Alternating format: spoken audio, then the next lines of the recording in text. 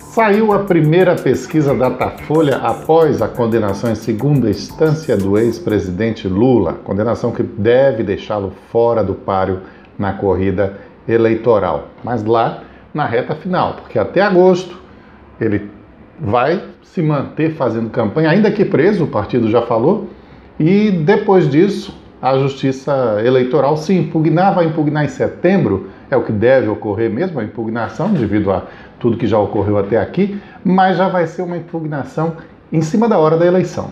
Então, para todos os efeitos, Lula é o candidato do PT e é o nome de Lula que aparece nas pesquisas. Obviamente, os institutos de pesquisa fazem pesquisas com Lula e sem Lula. Nessa pesquisa divulgada ontem, o Datafolha colocou tantas possibilidades que deve ter deixado os entrevistados tontos. Com Lula, sem Lula, com Alckmin, com Dória, uma infinidade aí de variações possíveis que realmente eu imagino que o entrevistado já se cansa de responder e não presta mais nem atenção no que está respondendo.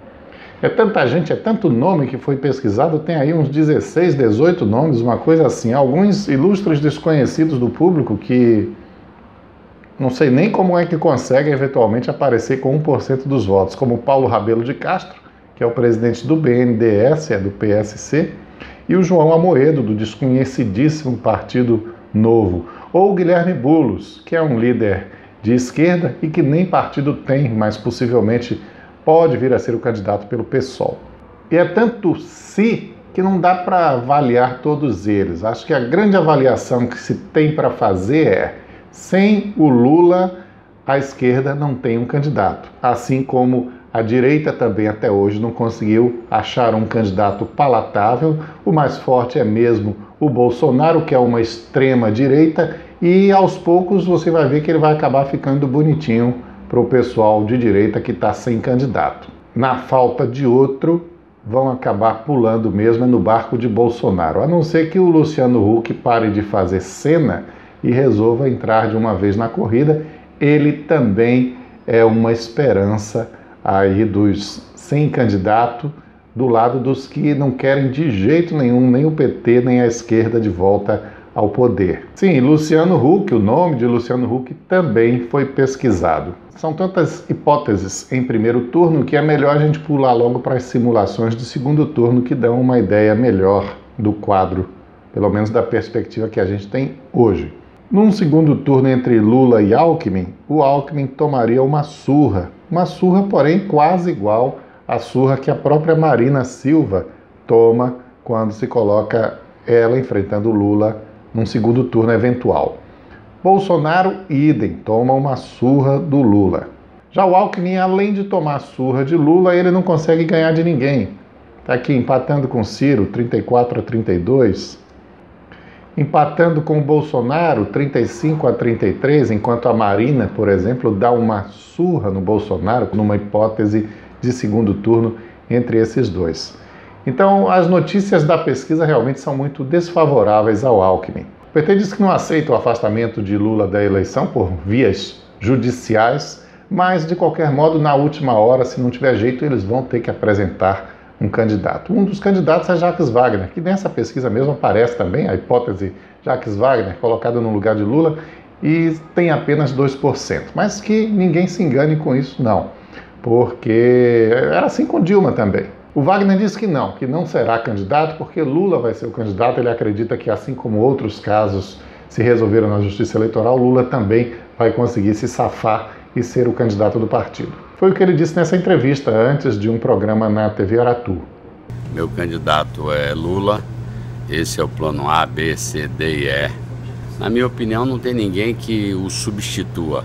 Então, para mim, eu estou trabalhando pela candidatura dele, acredito na candidatura dele, acredito que o judiciário não vai interditar a candidatura dele, até porque são vários os exemplos de pessoas que estavam com processos em andamento e conseguiram se candidatar. Tem vários prefeitos que, quando registraram suas candidaturas, ainda tinham problemas, ganharam a eleição e depois conseguiram no tribunal de grau superior a sua inocência. O Outro dia mostramos aqui o vídeo de uma bofetada violentíssima que um policial aplica numa mulher. Ui, meu Deus!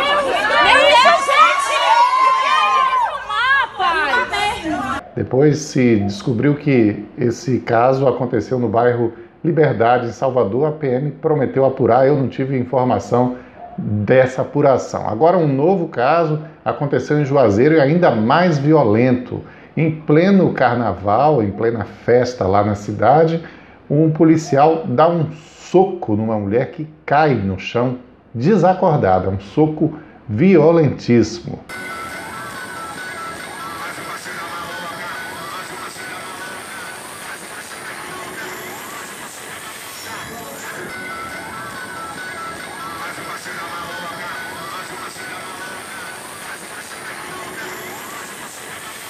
Se esse sujeito faz isso em público, imagina o que é que não faz em segredo, em particular, quando ninguém está vendo, mas fardado e vestido e atuando como policial.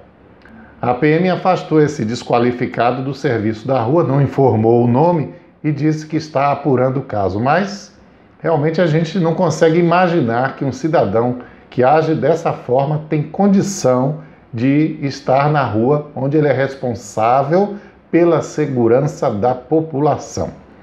Ser policial militar não é nada fácil, é uma profissão estressante, é uma profissão difícil, mas isso não dá a nenhum a licença de fazer qualquer coisa. Se fosse um homem, a vítima desse soco desse policial seria absurdo também, mas a gente fica ainda mais espantado pelo fato de ser uma mulher.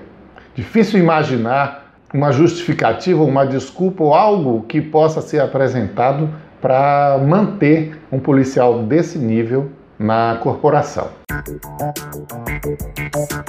Bom, acabou a biometria, o recadastramento biométrico no TRE e muita gente, é claro, ficou de fora. Apesar de terem enfrentado filas imensas, apesar de terem tentado várias vezes lá na porta do TRE, em Feira de Santana, em Salvador e em vários outros lugares. A culpa é de quem? A culpa é dessas pessoas, segundo o presidente do TRE. Foi isso que ele falou numa entrevista ontem, último dia do prazo, na TV Bahia, quando a emissora estava mostrando as filas e o sofrimento das pessoas que passaram um dia inteiro até esperando. O TRE sempre se estruturou de modo a atender a população. A população é que não atendeu ao chamamento, deixou para o último instante. As pessoas que deixaram para o último instante, infelizmente, se você pensa que eu estou feliz pelo fato de as pessoas estarem na fila, nós não estamos. Agora o TRE não tem culpa deste momento. Não, seu José Rotondano, ninguém acha que o senhor está feliz, não. Agora o TRE tem culpa, sim. Em agosto de 2016, eu fazia um programa de rádio quando o Danilo Pereira, aqui de Feira de Santana, da Justiça Eleitoral em Feira de Santana, informou sobre o recadastramento biométrico que ia começar a ser feito em novembro. Era 2016, portanto era ano de eleição, então naquele período só se podia pensar na eleição que aconteceria em outubro. Mas em novembro o TRE começaria a fazer o cadastramento biométrico. Eu fiz uma conta naquela época e vi que daria mais ou menos 1.000 pessoas para serem atendidas por dia, ou seja, um número astronômico. Já dava para imaginar que haveria isso. Óbvio que as pessoas não tomam conhecimento imediato e vão correndo para o TRE. Mesmo assim, muita gente foi e mesmo assim as filas já são grandes há muito tempo. O sistema de marcação pela internet também era ruim, era muito difícil e as pessoas não conseguiam marcar.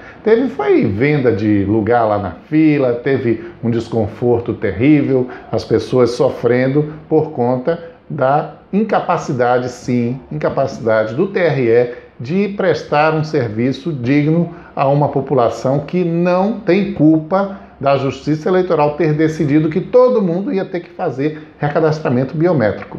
O prazo foi encerrado, mas eu acredito que o TRE vai reabrir. Inclusive a OAB entrou na Justiça pedindo que isso ocorra. Em outros estados ocorreu, porque aqui na Bahia não vai ocorrer. Mas ele tinha que fazer um jogo duro aí para que as pessoas fossem mesmo se sujeitando a todo esse sofrimento, mas que se chegasse ao maior número possível de recadastramentos feitos até o dia 31 de janeiro.